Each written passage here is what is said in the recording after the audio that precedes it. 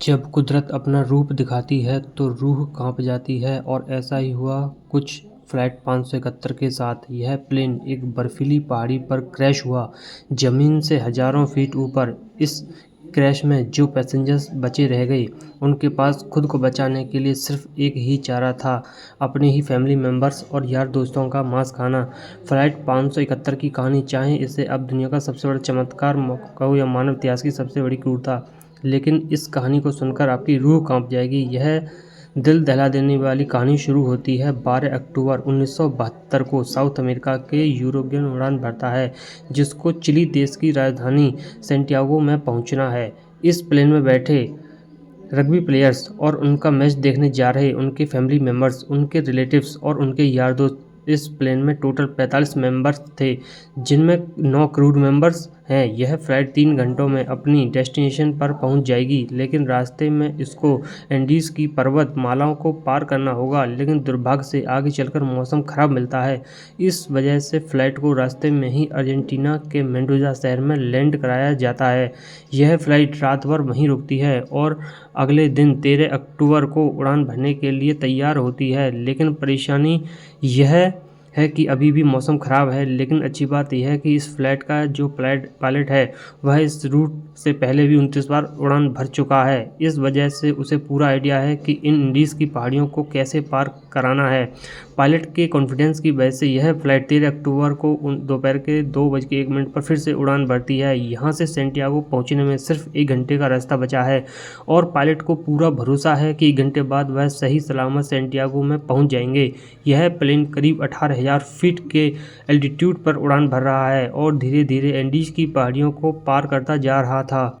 लेकिन आगे चलकर मौसम और ख़राब हो गया, जिस वजह से विजिबिलिटी और कम हो गई। पायलट को आगे कुछ भी दिखाई नहीं दे रहा था। मौसम साफ होता तो पायलट आसपास की पहाड़ियों को देखकर आइडिया लगा लेता तो प्लेन कहाँ चला है। लेकिन इस समय पायलट केवल प्लेन के इंस्ट्रूमेंट्स पर ही निर्भर है। अब क्योंकि पायलट को पता था कि 1 घंटे में सैंटियागो पहुंच जाएंगे, इसलिए वह अपनी लोकेशन को रफ आकलन करता रहा। और 1 घंटे के बाद जब उसे लगा कि उसने एंडीज़ की पहाड़ियों को पार कर लिया है, तो उसने सैंटियागो एयरपोर्ट पर एटीसी प्लेन को लैंड कराने की अनुमति मांगी। एटीसी ने पूछा कि क्या आपने एंडीज़ की पहाड़ियों को पार कर लिया है, तो पायलट ने कहा कि हाँ, उन्होंने एंडीज़ की पहाड़ियों को पार कर लिया है। एटीसी भी पायलट द्वारा दी गई लोकेशन पर ही निर्भर थी, तो एटीसी ने प्लेन को लैंड कराने की परमिशन दे दी और पायलट से कहा कि आप प्लेन को 11,500 फीट के एल्टीट्यूड पर ले आओ। 3-2 पर पायलट प्लेन के एल्टीट्यूड को धीरे धीरे घटाने लगा। जैसे ही प्लेन नीचे आता है, पायलट को दिखाई देता है कि अभी तो एंडीज़ की पहाड़ियाँ ही चल रही हैं और सामने एक बहुत बड़ी चट्टान आती है। जल्दी से पायलट प्लेन को फिर से ऊपर उठाने की कोशिश करते हैं, लेकिन अब बहुत देर हो चुकी थी।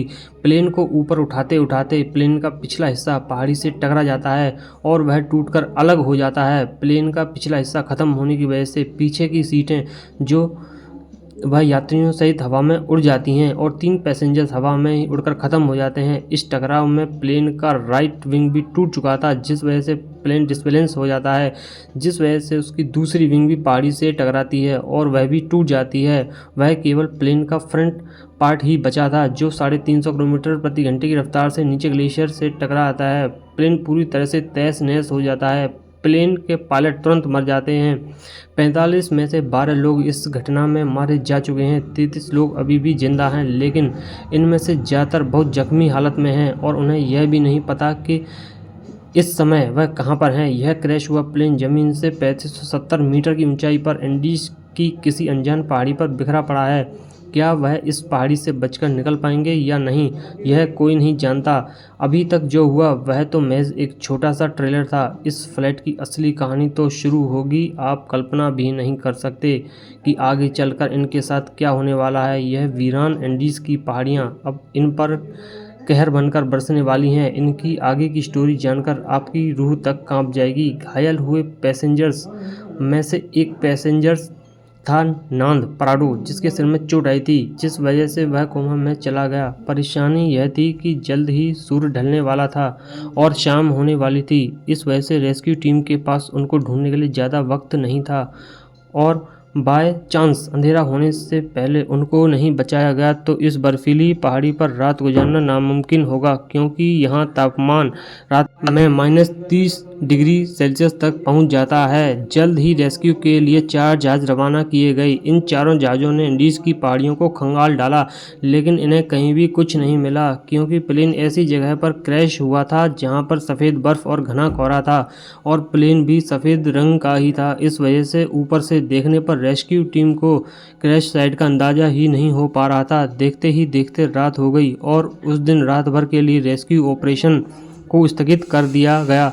बचे हुए पैसेंजर्स को उम्मीद थी कि वो कैसे भी करके सिर्फ आज की रात काट दें, कल तो उन्हें कोई ना कोई बचा ही लेगा, और उन्होंने क्रैश पड़े प्लेन को में शेल्टर बनाया और रात गुजारी। यह रात इनके लिए बहुत भयानक थी, क्योंकि आज की रात इन्हें -30 डिग्री सेल्सियस में गुजारनी है, लेकिन इनके पास एक ही उम्मीद है कि कल इन्हें कोई ना कोई ढूंढ लेगा और बचा लेगा। इस उम्मीद में ये इस रात को कैसे भी करके काट लेते हैं, लेकिन 5 लोग इस रात को नहीं झेल पाते और अब जिंदा हुए लोगों की संख्या 33 से घटकर 28 रह जाती है। अगले दिन की सुबह 14 अक्टूबर को सर्च ऑपरेशन फिर से चालू किया जाता है और 11 जहाज इन्हें ढूंढने के लिए उड़ान भरते हैं, लेकिन परेशानी वही थी कि क्रैश हुआ प्लेन सफ़ेद रंग की वजह से बर्फीली पहाड़ियों में नज़र ही नहीं आ रहा था। बचाव दल के जहाज सर्वाइवर्स के ऊपर से उड़कर जा रहे थे, लेकिन उन्हें वह नीचे नज़र ही नहीं आ रहे थे। इस वजह से सर्वाइवर्स बचाव दल को सिग्नल देने के लिए प्लेन के ऊपर लिपस्टिक से SOS लिखने की कोशिश की, लेकिन उन्हें SOS लिखने के लिए लिपस्टिक काफ़ी नहीं थी। इस वजह से उन्होंने अपने सूटकेस से बर्फ पर एक बड़ा सा क्रॉस बना दिया, ताकि वह आसमान से बचाव दल को साफ साफ दिखाई दे सके।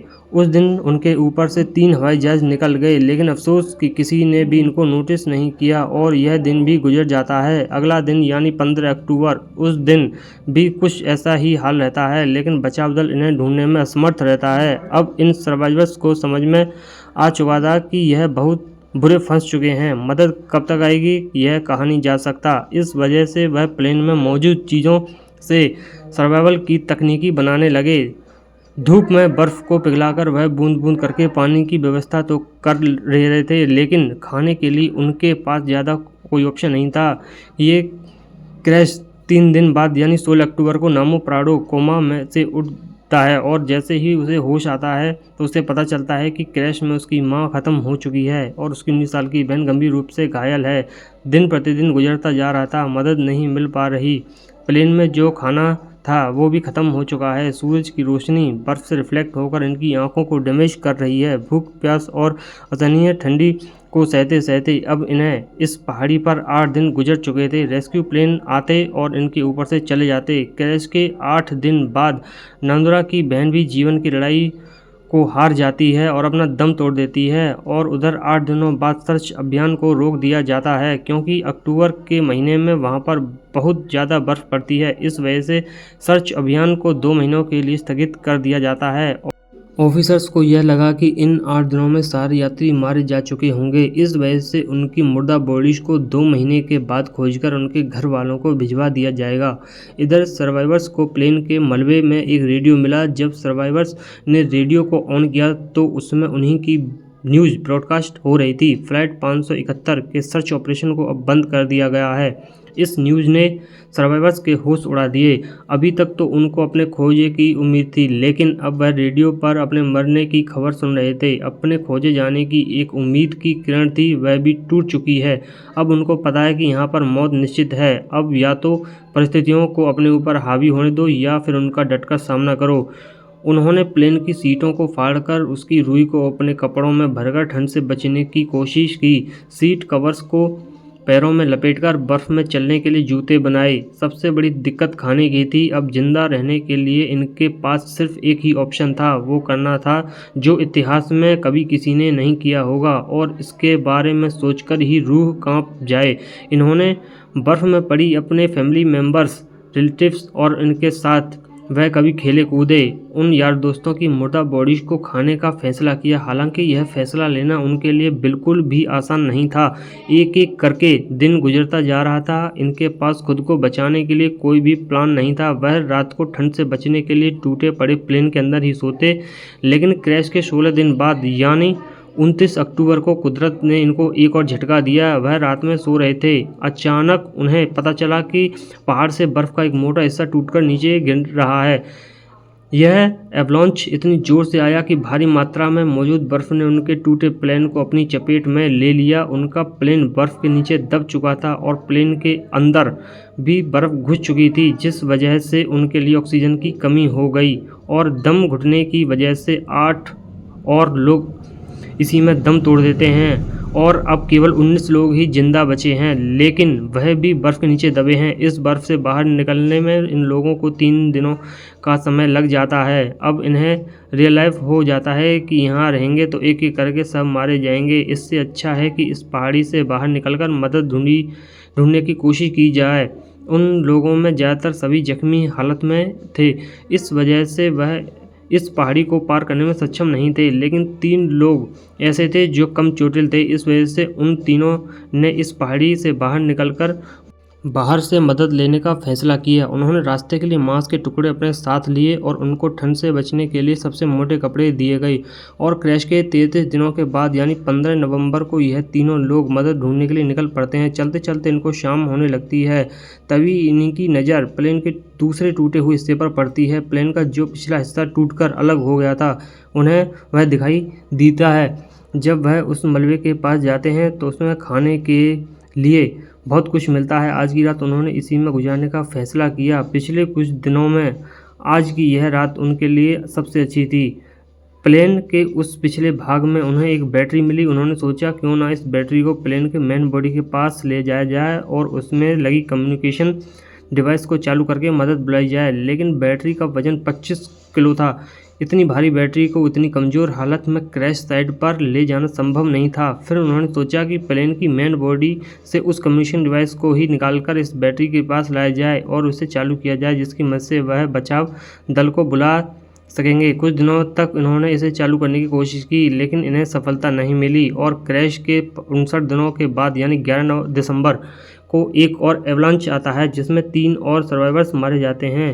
जिसके बाद जिंदा बचे लोगों की संख्या केवल 16 रह जाती है और अब यह तीनों नौजवान कनेपराडो विजेंटा बिना किसी गियर के ग्लेशियर पर चढ़ाई करने के लिए निकल पड़ते हैं। यह तीनों पश्चिम दिशा की ओर चलते चले जाते हैं, लेकिन यह बिल्कुल भी नहीं जानते कि जिस दिशा में यह जा रहे हैं उसमें कोई इंसानी बस्ती इन्हें मिल पाएगी या नहीं। उनको बस यह लग रहा था कि उनको इस सामने वाली पहाड़ी को पार कैसे करना है और उन्हें मदद मिल जाएगी, और उन्हें उम्मीद थी कि वह 3 दिनों तक इस पहाड़ी को पार कर लेंगे। इसलिए उन्होंने अपने साथ में सिर्फ 3 दिनों के लिए ही मीट की सप्लाई रखी थी। इन्होंने धागे से सिलकर एक स्लीपिंग बैग बनवाया था, तो यह दिन भर बिना किसी गियर के पहाड़ पर चढ़ते हैं और रात में ही एक स्लीपिंग बैग में तीनों चिपक कर खुलकर सो जाते थे।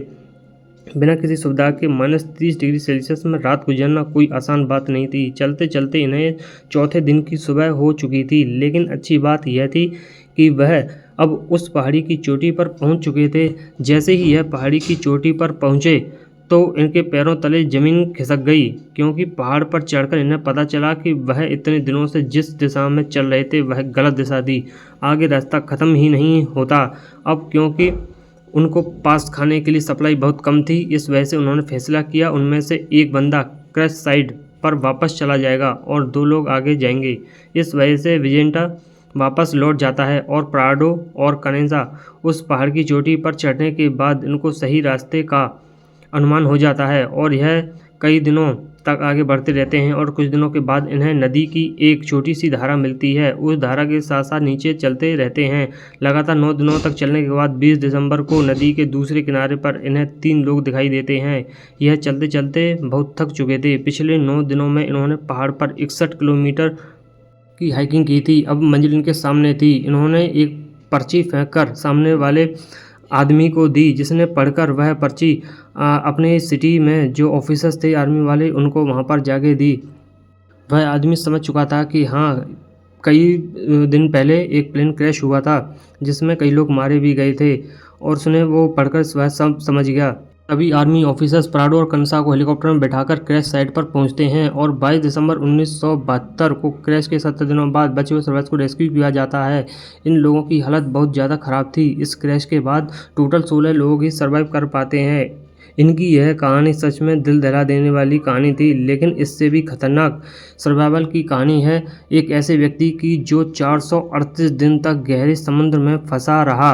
बीच पैसिफिक ओशियन में एक छोटी सी नाव उसका घर थी। खुला आसमान जिसके नीचे उसे दोपहर की तेज धूप और रात की ठंडी को सहना था। एक अकेला व्यक्ति वीरान समुद्र में 438 दिन तक यानी 145 महीनों तक वह अकेले मदद की गुहार लगाता रहा, भटकता रहा। उसने क्या खाया होगा हम आपको बताएंगे। अगली कहानी में मिलते हैं।